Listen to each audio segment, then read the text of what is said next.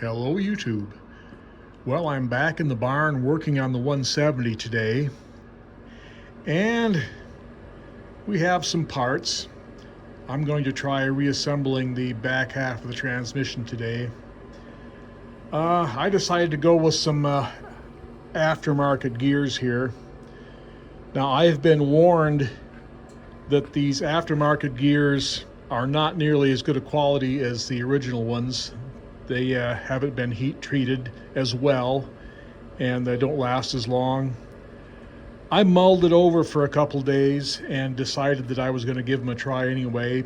My reasoning being that I don't plan on using this tractor really hard, using it for tillage or anything like that.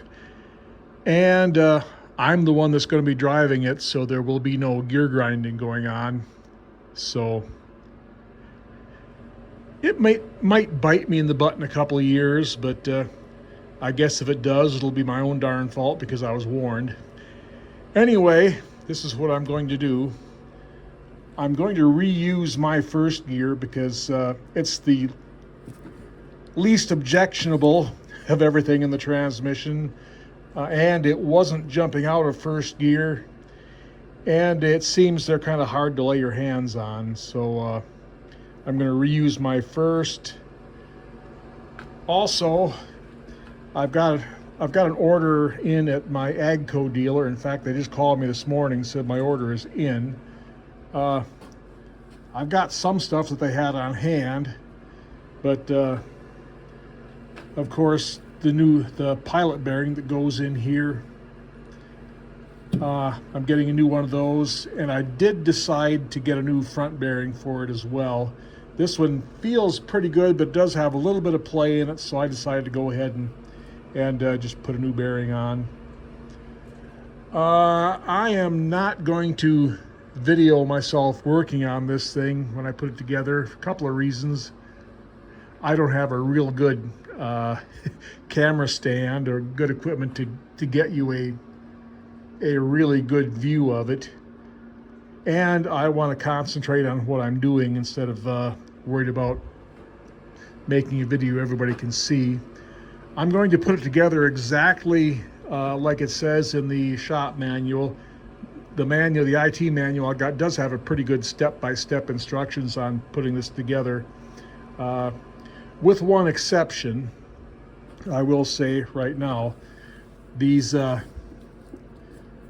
half key goes first thing goes in these in this groove in the pinion, and then this retainer goes over them, and in the 170s this spacer goes on next, but the 175s do not have this. And in the step-by-step instructions, the IT manual for step-by-step instructions for assembling it, doesn't mention this. I will say in the illustration, the exploded view illustration, it is in there, and they do mention earlier in the transmission section that the 170 has this and the 170 does not, but they don't mention it in the step-by-step instructions of reassembling this thing. So just want you to be aware of that. Otherwise, like I said, I'm going to put it together exactly like the step instructions say, and if I have to vary anything from that, I'll let you know. That went pretty well, and I apologize for not taking any video while I was doing this, but I really didn't want to be distracted while I was putting this together. It went pretty much by the book. When I got the shaft in there far enough that the bearings needed to be pushed in, I just used my wooden hammer handle and tapped it in until the point that it was about a half inch from being seated. And then I put the retainer and all the bolts in and just drew it in gradually by tightening all the bolts. So this is about as far as I can go on the transmission until I get some more parts. Again, I got a call from my AGCO dealer. The parts are in, but I'm not going to make a special trip up there to get them. I'm going to be driving right past the dealer in 2 days anyway, so I'll pick them up then. So I'm going to leave this for now and move on to brakes. As long as that I have something I can do. I've got new linings, new rivets. I've got one new hub here. So the new drum is part of the expanders. I don't know if you know how the brakes on these work. They're the same as my 180. These have bands around them, and when you pull on the band, when you engage the band, it tightens around this and it expands. It turns this and expands and applies pressure to the sides. So I'm going to take my old expanders apart and wash them up, and then we'll reline them and reassemble.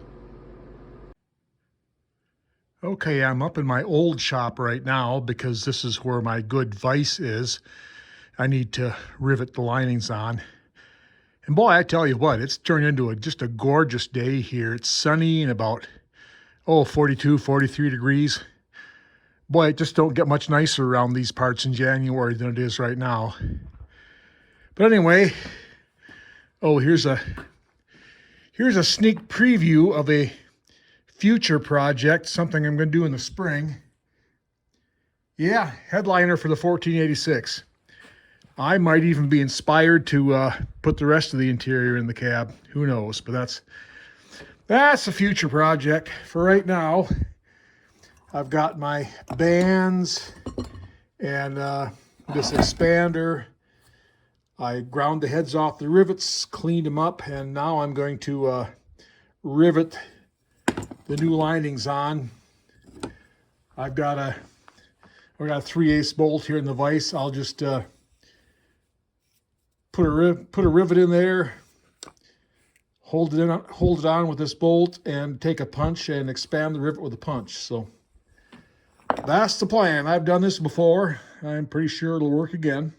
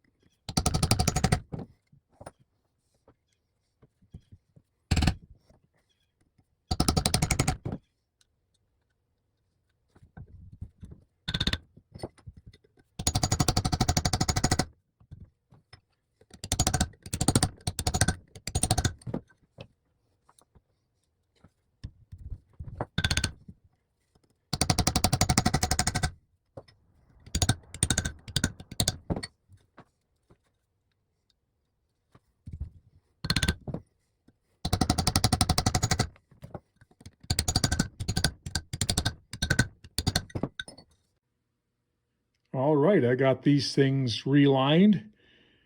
Now we'll go back down to the barn and reassemble. Okay, I've got the new drum here. I've got the other part of this. I did have one good lining here, so the new drum had a new lining on it anyway, so I put a little dab of grease in these where the balls go. I don't know if it's necessary or not, but just seemed like a good idea to me.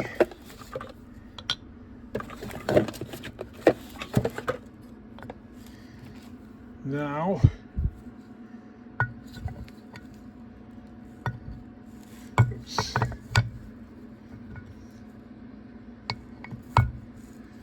There we go. So when these expand,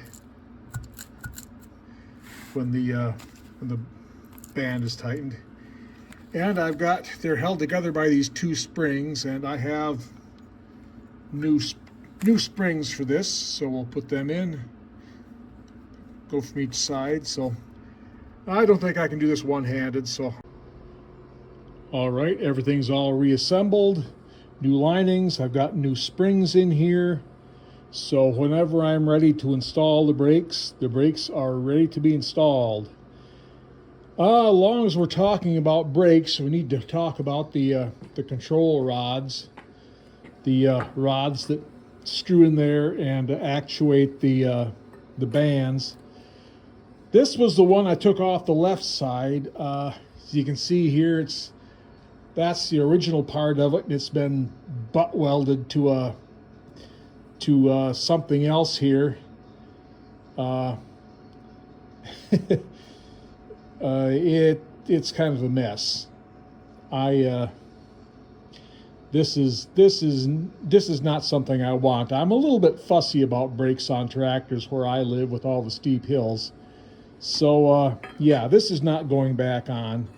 And it's not hard to make new ones. I've got some piece of 3/8 steel rod, and I got a couple of nice clevises here. So all I'll do is cut my steel rod the right size, cut some threads on both ends of it, screw the clevis on this end, and that end screws into the brake mechanism there that actuates the bands, and that's all there is to that. So anyway, I'm probably not going to do that today, although it won't take very long. I think I'm going to take advantage of the nice weather outside and set a few hay bales as long as it's so pleasant. So that's probably all I'm going to do in here this week. So hope to have more to report next week. So until then, everyone out there, have a good day.